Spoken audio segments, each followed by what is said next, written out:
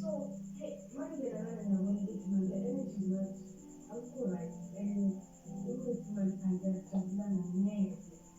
Futhi indaba yokujabula ngisayikhuluma nokukhuluma nje. Yini?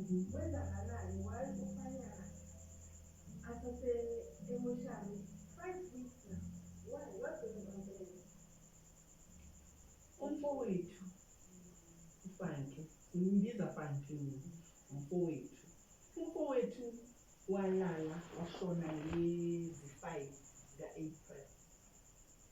Eshonela endaweni yase-Grasmere Plaza. Bamdubulile 11 bullets. Masifu. Since lokho zange size simbone washonela lapho wathathwa wasiwa e-government mortuary. E-government bathi no, ningeza on Tuesday the following week. Washona Friday, on Tuesday the following week ningeza ke nizombona nibona ukuthi ngithatha lesakhe. Uma sesiya futhi amalunga omndeni ayombheka futhi e-government mortuary kwatholakala ukuthi akasekho owayeyinkosikazi yakhe. Owayeyinkosikazi yakhe. Usemthathile. Okay, asinankinga. Umkakhe-ke samcela-ke wahlangana umndeni wacela ukuthi akungcwatshwe. Savuma thina sathi sicela ukuthi akangcwatshwe. Ayikho into esingayisho usebandlulana. Kwatholakala ukuthi unkosikazi uma eza la ekhaya ufika namapholisa.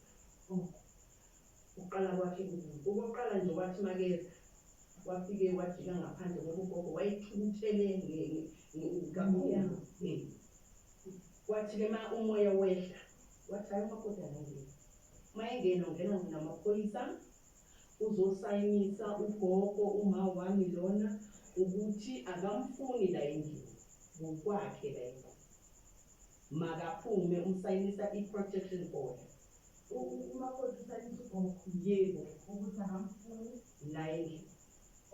Ngoba yena uzeza azongcwaba indoda yakhe. Ngakho-ke akamfuni. Akaphumi. Okay. Amaphoyisa-ke afundele ugogo kumanje akezwa. Njengoba sekhulile. Wabatshela ukuthi angizwa abantwana bami. Bathi-ke gogo sayina, wathi angizusayina into engayazi izandla zami nge-eyelash. Angisayini emzini wami.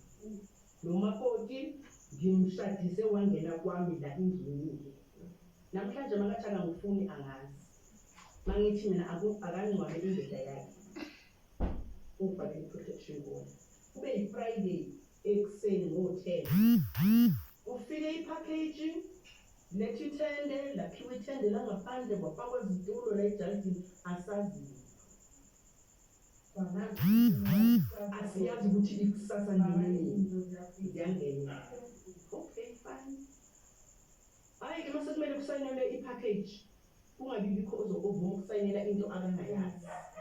Mina ngangingekho ngalelo langa. Ababekhona bathi cha. Bathi-ke mfowethu uma ufuna umuntu ozokusayinela lo otheleta lezinto akabuye sikusayinela. Nangempela ababelethe i-package bafona bamfonela umfazi wephepha. Ngizosho njalo ngoba phela sesiblockwe iphepha. Ngimethe igama lomfazi wephepha. Wathi hawu Nkosi yami ngikhohliwe umngcwabo senguhlehlisile. So manje uhlele one-time 5 weeks. 5 weeks manje. So going forward naphela ukuthi after the incident ukufika kwezinto-ke umngcwabo awusekho that day then wajika after. Thina-ke singabantwana bakhe sathi mama sizohamba thina manje ngoba umngcwabo awukho. Sibuyela emizini yethu asihlali la ekhaya.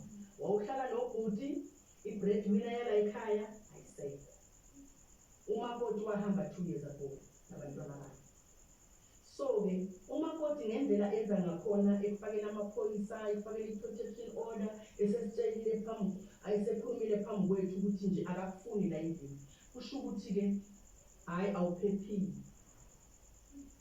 Nathi kupa mwale ngithe ayithewule maikutlo a hae ba pate ngwanona ha e deserve ke tshole tsotsi se bulayile batho ba 20 e bulukiwe e dula fela 3 days ya bolokiwa ngwana ha na tsamaisa dilo tsa lefatshe le bophelo ka tsela e nepagetseng ka the way re batlang bana ba be ka teng ga e deserve angkhena ndabana ka ukuba ndimba ini angandabana lo nceda umntana makabeke utorho uncedeni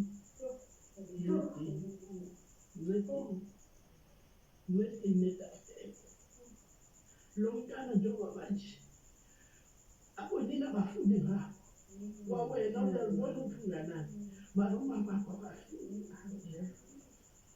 into engiyaziyo ukuthi ama-spirits will never leave their own.